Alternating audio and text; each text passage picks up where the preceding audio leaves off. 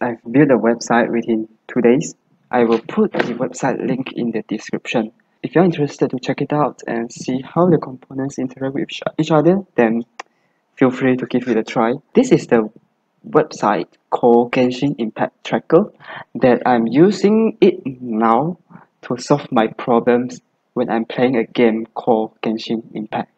I had to use React.js as a front-end framework as well as the Firebase as a quick solution for my database.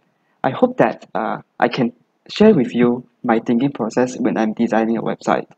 So even if you are not a coder, you might also find this interesting. This is an open world RPG where you can get resources and upgrade your characters and fight with bosses.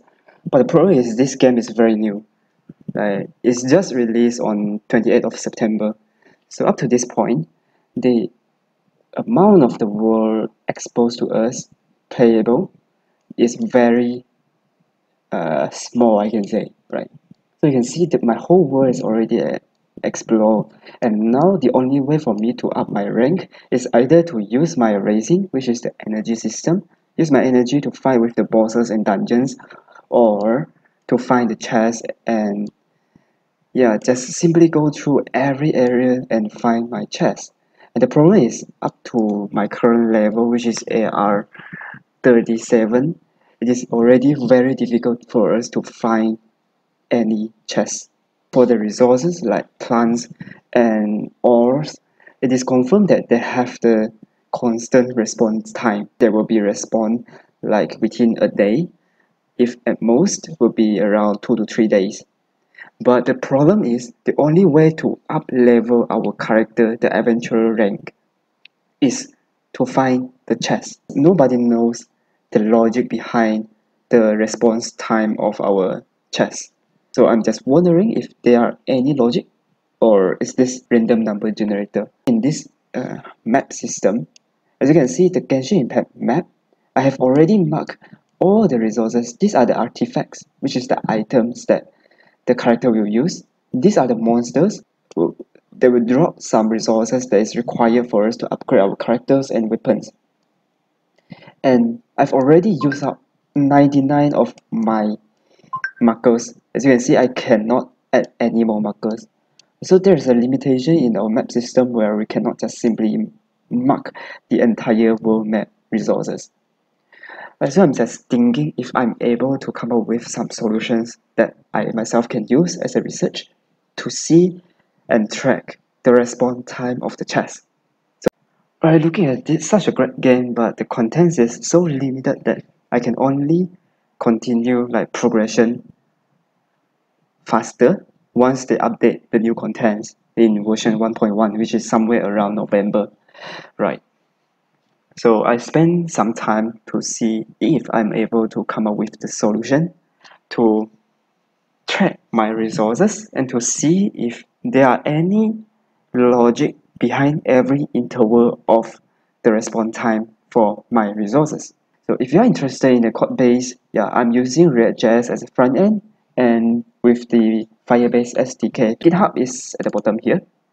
So after you log in with your Google account, so rest assured that the Google login is provided by Google itself, the Firebase service provider. So in terms of security, I get nothing about your Google account information.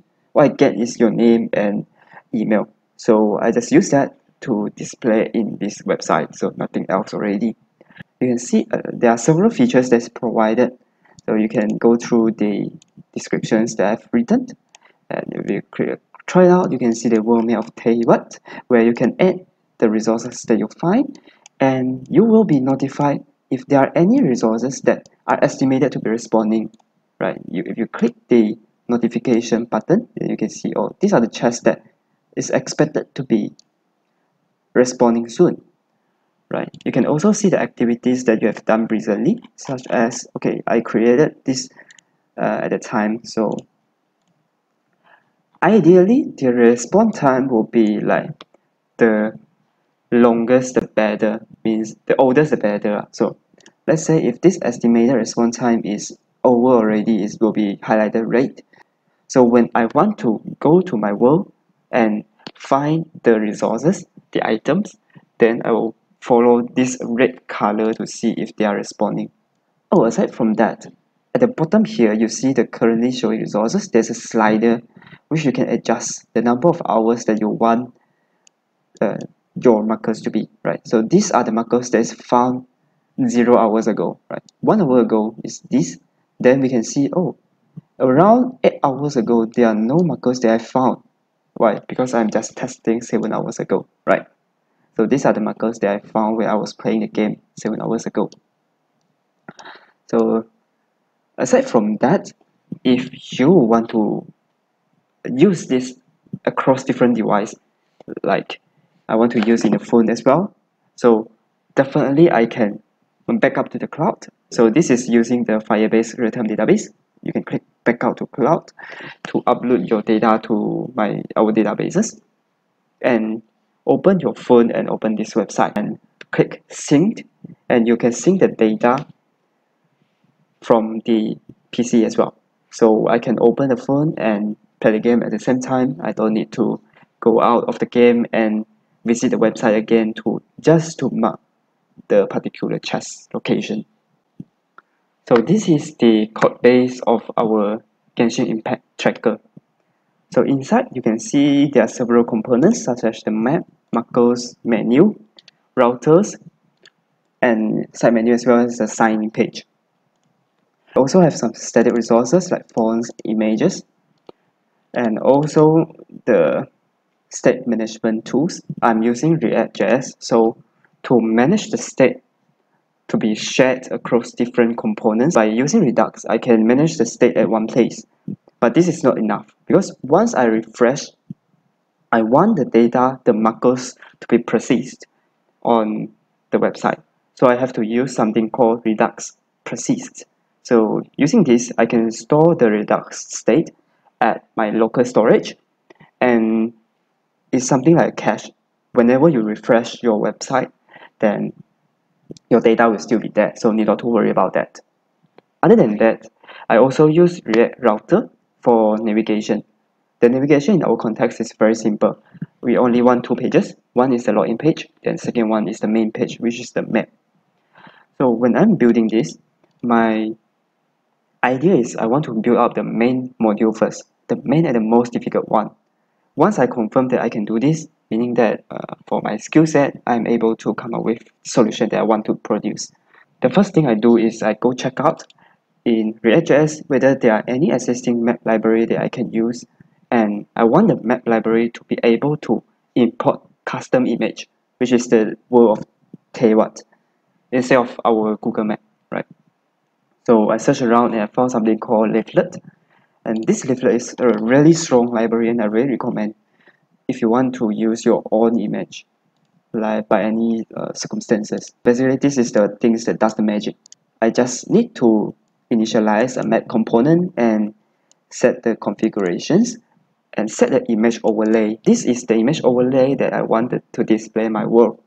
Then I need to set the latitude and longitude bounds, which in this case is the pixels of my images, 6144 for the width and height. So inside that, I look through the markers that we keep in our Redux and generate the filter first, right? So for every marker, just now we see that we have a slider to control the hours interval, right? So I need to see all markers that exist like in 2 or 3 hours, at least 2 or 3 hours ago. So I need to filter that out. So the filter logic is here, and the pop-up for our markers, the navigation, autofocus, I create event listener to listen to an event that I can focus my marker, and when I click on the marker or when I click on the button at the side menu, then I can navigate to the marker that this activity or this marker is referred to. This is using a hook called useRef. In the functional component, we are using hooks to do many things, right? So this is one of the very helpful feature that React.js provided us. The authentication is via our Firebase authentication. So all my credentials I have stored in the .environment file. I use the sign with Google feature provided by Firebase. So the way that you can back up your markers is via these two methods: backup for uploading and retrieve for downloading. So currently the logic for estimated response time is, let's say if you have 3 different times where you find the same chest, then I will compare the first and the second time and the second and third time, which one is the shortest interval. So I'll use the shortest interval by the current time plus the interval, then you can get the estimated response time. I also keep track of the activities that you have done. The situation in the game gives me a motivation to try make something that I myself can use to help in improving the game experience and improve my efficiency when I'm playing the game, because I am not always free to play the game, and I want to use the least amount of time to generate the most amount of outcome, yeah, the progression in the game.